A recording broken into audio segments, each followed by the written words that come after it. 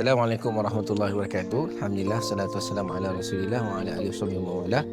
Sekarang saya berada di Sekolah Tinggi Sabah Sofa dan sedikit update berkaitan dengan projek terkini yang sedang kita usahakan, iaitu projek penyelenggaraan Madrasah Hasaniyah, mana madrasah ni digunakan oleh pelajar-pelajar untuk melakukan aktiviti-aktiviti ibadat, solat Jumaat, dan juga manfaat dia bukan hanya pada pelajar, juga kepada masyarakat setempat untuk mereka melaksanakan solat Jumaat di sini.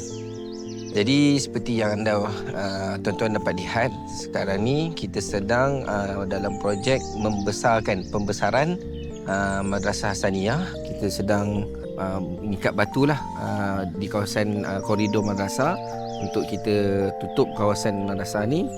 Dan di samping itu juga ada beberapa lagi kerosakan ataupun penyelenggaraan yang perlu kita laksanakan. Ialah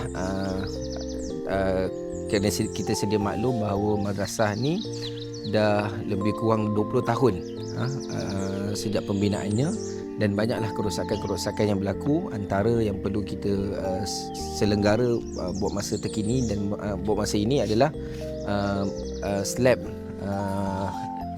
madrasah, kerana dah mula berlaku kebocoran dan sebagainya. Kemudian atap juga perlu kita selenggara kerana ada atap yang bocor dan sebagainya.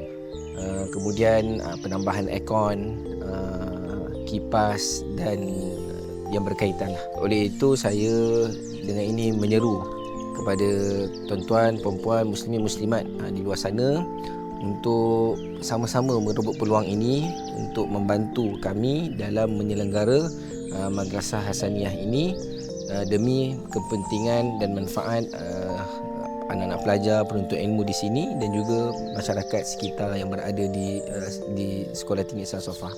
Kepada tuan-tuan dan puan-puan yang ingin menyumbang, boleh klik link yang disediakan.